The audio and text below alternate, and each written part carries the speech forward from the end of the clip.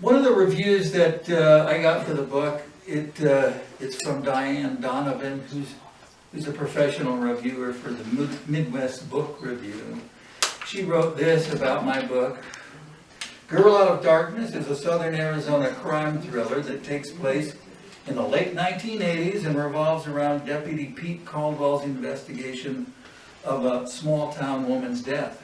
Another writer might have narrowed the focus to this puzzle alone, but Jim Christ broadens his horizons to include a wide range of subplots, and these contribute to an overall satisfying complexity and depth that most investigative works fail to achieve.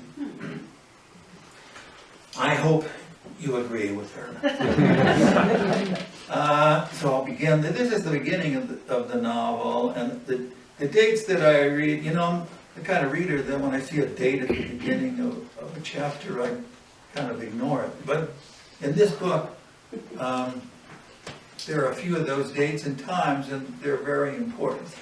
So I'm calling that's a spoiler alert.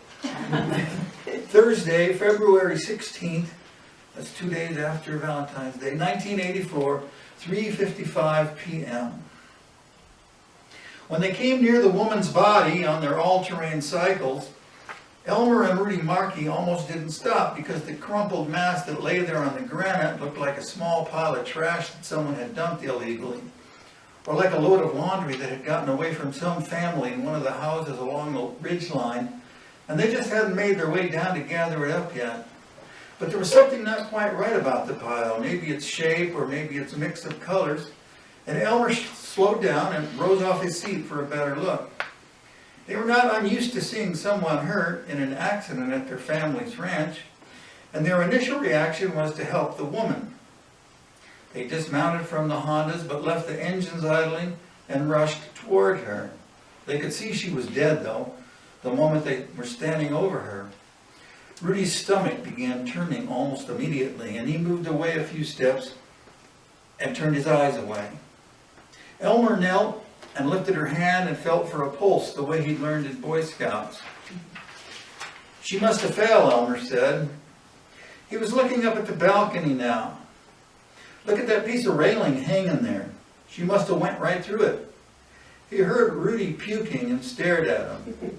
A breeze had come up, and it carried the stench of Rudy's vomit away to the west. After half a minute, Rudy said, "You know who it is?" "No, you?" Rudy shook his head. "No, but that new kid lives up on the ridge around here, that big kid. Timmy." Rudy nodded. "Can you ride and get Dad?" Elmer said.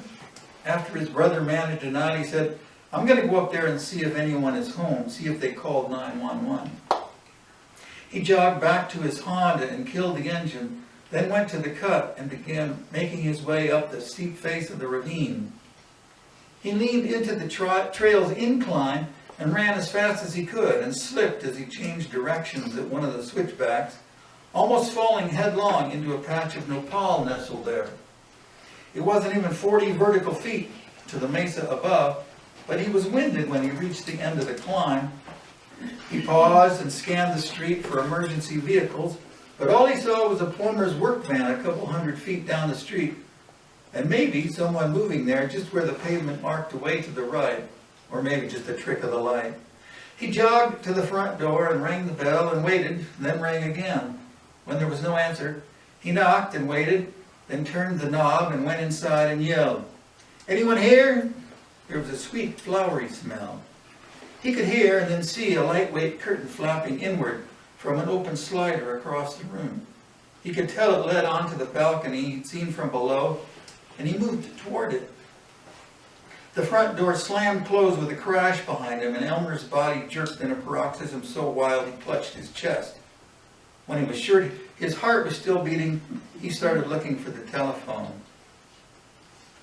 When Pete Caldwell got the radio call about a fatality and possible crime scene in Copperton, he was interviewing the manager of a Circle K on the old Nogales Highway who'd been the victim of a beer and liquor run just before lunchtime. The booze thieves were kids, two punks who had to be from up in town because they weren't from around here, the manager told him. Pint-sized Mexican kids, about 14, 15 years old, who walked in acting like they were going to buy candy and then ran out with 2 cases of Budweiser. I chased them, even though the company don't want us to, because I figured they'd drop the beer before they got too far. That's when the other punks, 3 of them, come around from the back of the store and got in and took out a case of liquor, mostly Seagrams and other cheap stuff. Not too discriminating about their liquid refreshment, Pete said. It wasn't the sort of case he usually got involved in, and it wasn't a case that had a gnat's ass chance of being solved, but the manager, a younger, overweight guy named Wallace, looked scared, so Pete took descriptions of the 5 kids and acted as serious as he could.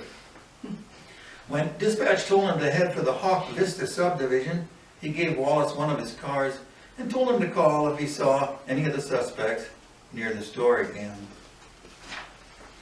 The crime scene, if that's what it was crowded by the time Pete arrived. A couple of ambulance attendants who were smoking cigarettes and complaining how hard it was going to be to bring the body up to the street.